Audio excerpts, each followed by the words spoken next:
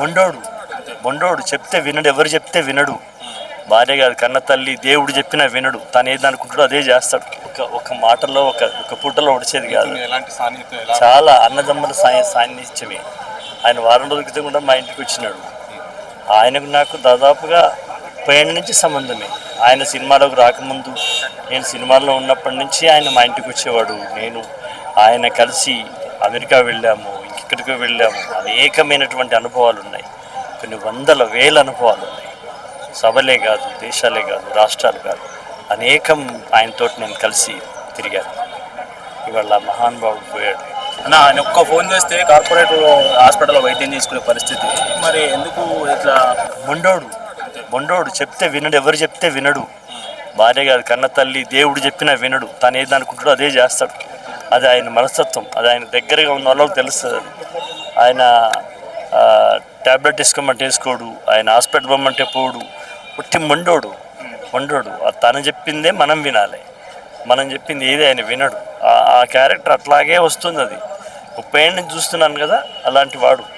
కాబట్టి మనం ఇప్పుడు ఎట్లా చెప్పొస్తుంది? ఆయన ఎందుకు పోలేదు, ఎందుకు చేయలేదు అంటే ఎట్లా చెప్పొస్తుంది? ఆయన పద్ధతి అది. సార్, ఇల్లు గురించి కూడా ఈ రోజులో ఆయనే ఒక్క మాట చెప్తే కానీ అందరూ ప్రభుత్వం అంతా దిగొస్తారు. అలాంటి వ్యక్తి ఈ వయసులో సొంత ఇల్లు కట్టుకోవాల్సిన పరిస్థితి. అంత సామాన్యమైన జీవితం, అంత మొండితనం. ఒక్కొక్క మనిషిలో ఒక ప్రవృత్తి, ఒక ప్రకృతి ఎలా ఉంటుందో మనం ఎలా చెప్పగలుగున్నాను. ఆయన అలా పెరిగినవాడు. ఎవరికి భయపడ్డు, ఎవరి మాట వినడు. ఆయనకు రాజులైనా, చక్రవర్తులైనా, ప్రభుత్వాలైనా ఆయనకు లెక్కలేదు. ఆయనను గౌరవిస్తేనే ఆయన మాట్లాడతాడు, లేకపోతే పట్టించుకోడు.